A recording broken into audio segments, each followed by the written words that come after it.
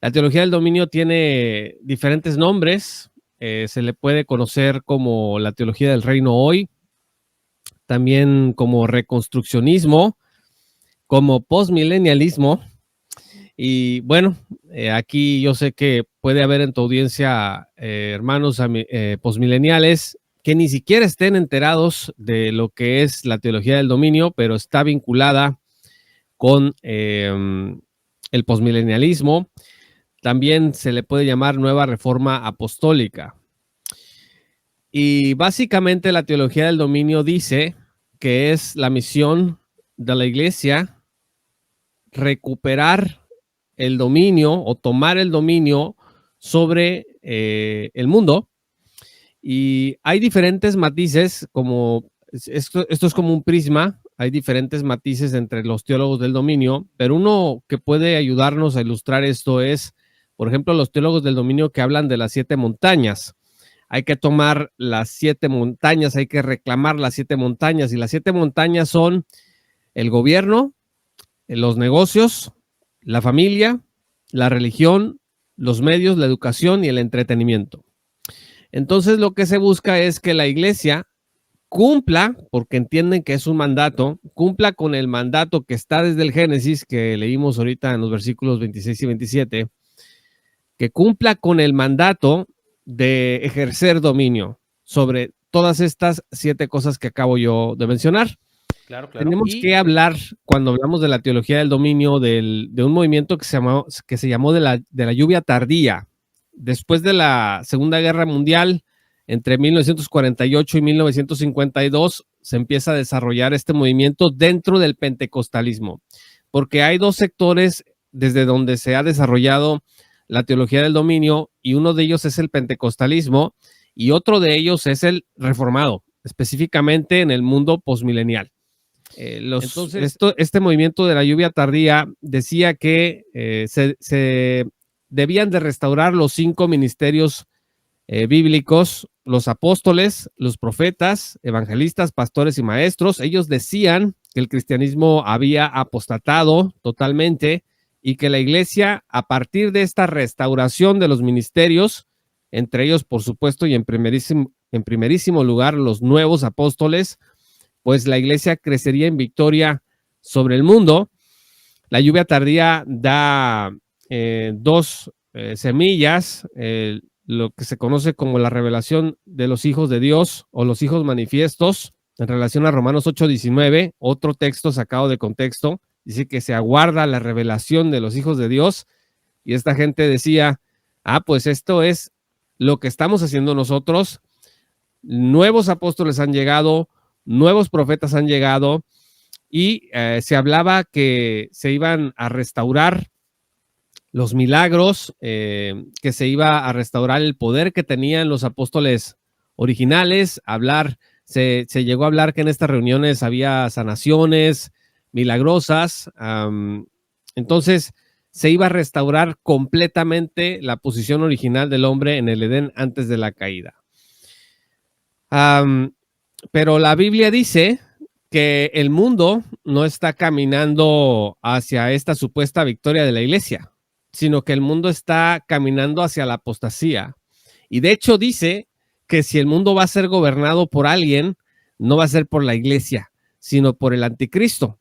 Comentaba yo con un hermano hace poco que esta teología del dominio parece que quiere coronar al anticristo. También podemos mencionar a R.J. Rushdoony, y él decía, el concepto de teonomía que mencionabas al principio tiene que ver con él.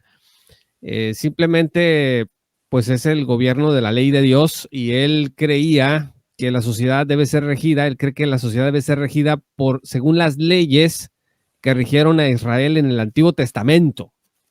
Entonces, cualquiera de tu amable audiencia que nos esté oyendo, le tiene que prender un foco así, pero rojísimo, cuando alguien dice que la iglesia debe trabajar para que la ley del Nuevo Testamento impere sobre nuestra tierra. La ley de ninguna manera puede transformar a nadie. Estamos, por supuesto, nosotros bajo la ley de Dios, bajo los principios eternos de la ley de Dios, pero no estamos bajo la administración de la ley mosaica. Entonces, creo que los ministros, los maestros en la iglesia, tenemos que ser capaces de estudiar bien esto para enseñarlo bien y no estar esperando que las bendiciones o las maldiciones de Dios nos vayan a llegar de acuerdo con las condiciones que leemos en el Deuteronomio. Necesitamos que Cristo regrese a instaurar su reino sobre la tierra para que entonces podamos ver el cambio social que ahora la iglesia pretende que la iglesia puede conseguir a través de la política, entre muchas otras cosas. Y aquí entramos en el asunto de la instrumentalización de la iglesia para fines políticos. Estaba viendo una marcha que hubo recientemente aquí en una parte de México, en donde decía: los evangélicos marchamos por la vida, por la familia y por la libertad, una pancarta, y al puro frente, pues la candidata. Entonces, ¿la candidata de qué? Pues de uno de los partidos políticos de este país. Entonces, los políticos se están dando cuenta de que hay un capital muy importante de presión social, de voto o de intención en la iglesia.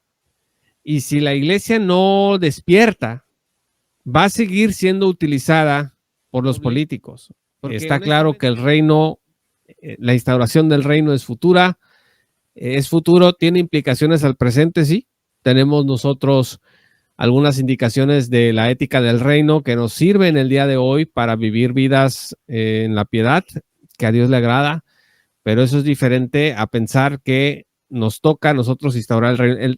El reino de Dios no puede estar instaurado por ninguna persona. Y el hombre siempre tiende a ser orgulloso, el hombre siempre quiere entronizarse, siempre quiere demostrar que puede, que tiene con qué, que es sabio, que es más fuerte que otros. El doctor Charles Swindoll le dijo a los estudiantes del seminario de Dallas hace poco que les iba a enseñar nos iba a enseñar el cristianismo 101 y habló de Romanos, el capítulo 12, versículos 9 y siguientes.